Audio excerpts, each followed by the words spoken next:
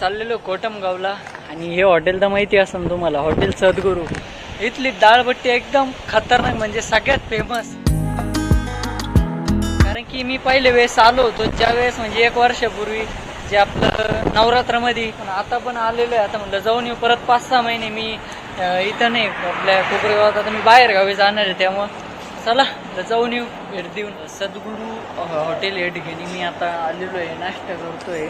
बघू शकता डाळबट्टी सगळ्यात फेमस डाळबट्टी. मला तर माहिती, मी पहिल्यापासून येतो. आणि जे नवीन येतात ना ते कंटिन्यू राहता. शेट आता नेमकी घरी गेले, आता 2:45 वाजत आले. चला नाश्ता करतो मी. मला पण पुढच्या प्रवासाला लवकर निघायचं, कोटमगावला जायचं आहे.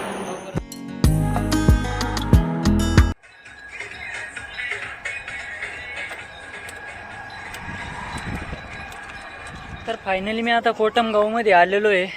आणि आता सध्या ऊन खूप झालेलं आहे. टायमिंग तर आता थोडं लेटच झालो, तरी पण 4:15 झाले. चला दर्शन घेऊ आता मध्ये जाऊन.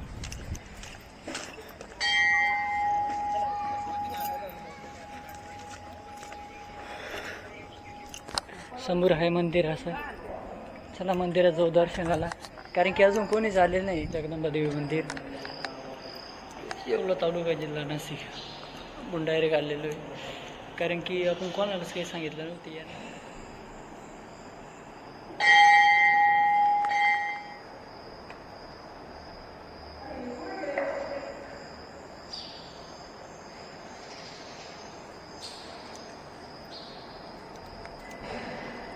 चक्कर मारू.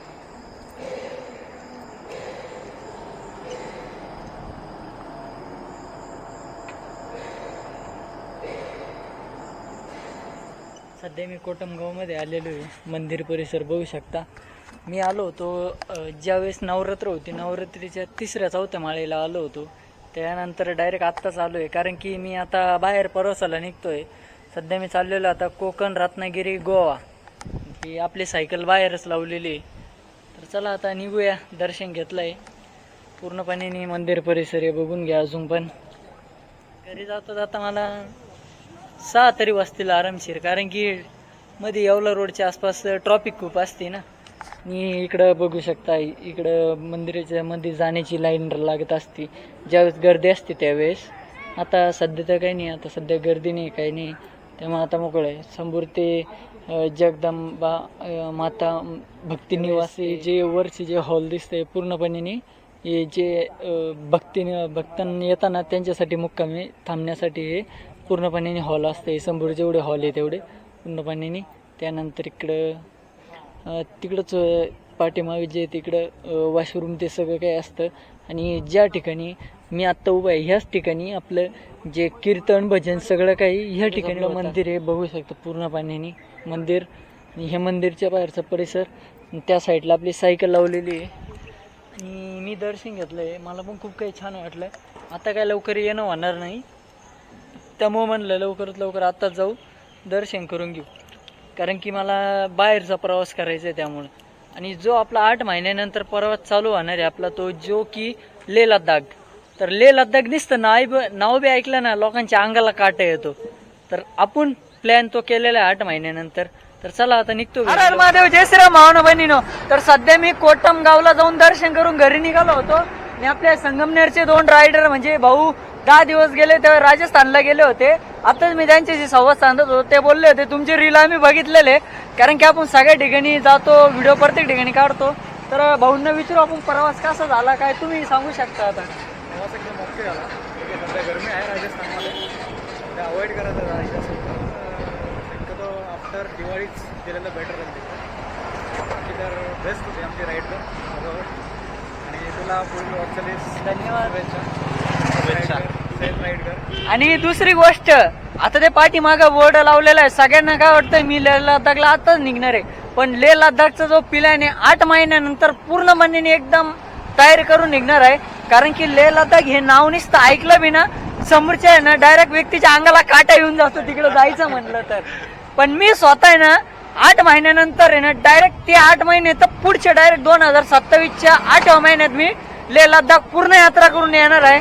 तर काय असेल ते ज्यांना भेटायचं ते एवढ्या 5-6 महिन्यानंतर भेटू शकता मला.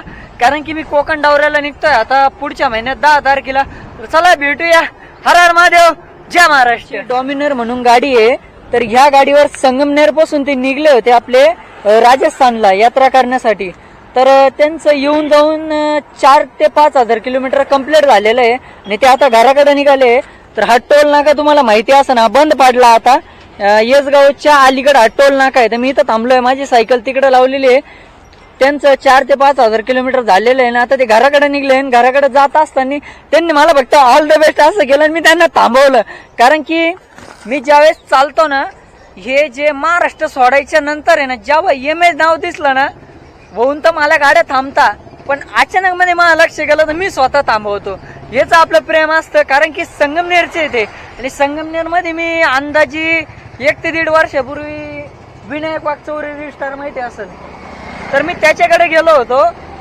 त्यामुळे त्यांनी ती रील बघितली असं नाही एखाद्या वेळेस, पण अचानक मध्ये मला तर वाटत नाही. चला, हेच प्रेम असतं आपलं. तर आपण आता तयारी करूया, लवकरात लवकर पुढच्या प्रवासाला निघू.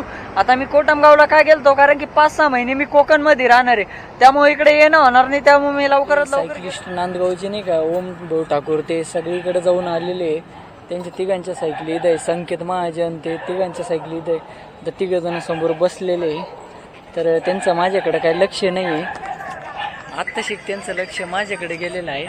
समोर बसलेले आणि आपली सायकल ह्या साईडला लावलेली आहे.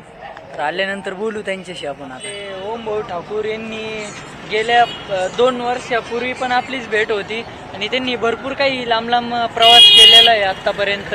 जे केदारनाथ, अजून भरपूर काही लांब लांब गेलेले आहे. आत्ता ते निघाले आपल्या पंढरपूर यात्रेसाठी, म्हणजे आषाढी एकादशी निमित्त तिकडे निघाले ते. तर आज ते संध्याकाळी 5 वाजता निघाले वाटतं. तर ते खास म्हणजे कोपरगाव पर्यंत पोहोचलेले आहे. आता ते 10 वाजून 10:30च्या आसपास ते इथं कोपरगाव मध्ये पोहोचले आता. तर ते काहीतरी बोलतील आता. सॅमभाई भेटला आम्हाला. आम्ही कोपरगाव मध्ये पोहोचलो. 10:30 पावणे 11 वाजले. तर आता आम्ही नाईटचा प्रवास करतोय नगरपर्यंत. तर आता लेट झाला आज यावेळेस थोडी वारी. तर आम्ही संध्याकाळी निघलो. तर आम्हाला सॅमभाई भेटला. आम्हाला भारी वाटलं सॅमभाई सायकल घेऊन भेटायला. आणि आपले संकेत भाऊ सोबतच असतं त्यांच्या. कारण की कोणती पण वारी असून द्या किंवा यात्रा असून द्या, प्रत्येक जण टायमाला सोबतच असतात. आणि केदारनाथ पर्यंत ते सोबतच होते, कारण की गेल्या वर्षी पण ते सोबत होते. कारण की मला पण जमलं नव्हतं, मी नंतर थोडा लेट झालो आणि लेट मध्येच मी पोहोचलो होतो मी पण. तर चला भेटूया नक्की. हर हर महादेव, जय महाराष्ट्र. दुपारपासून मी 2 वाजेपासून गेलो होतो कोटमगावला आणि फायनली आता घरी आलेलो आहे. 9:30 वाजलेलं आहे. पाठीमागं बघू शकता माझी सायकल. आणि आता पूर्णपणे आपले गल्लीतले जेवढे पोर आहे, फॅन फॉलोअर, सगळेजण येत राहतात रोज आपल्याला भेटण्यासाठी. कारण की मी म्हणजे मला वेळच नाही राहत भेटायला तेवढा. मी एडिटिंगच्या गडबडीतच असतो. आणि पूर्ण व्हिडिओ आपल्या यूट्यूब चॅनलवर असणार आहे. आणि नवीन असेल तर चॅनलला जाऊन सबस्क्राईब करा. हर हर महादेव, जय महाराष्ट्र, जय हिंद, जय भारत. भाऊला पूर्ण सपोर्ट बिपोर्ट करा. भाऊला लाईक फॉलो करा, सबस्क्राईब बी करा.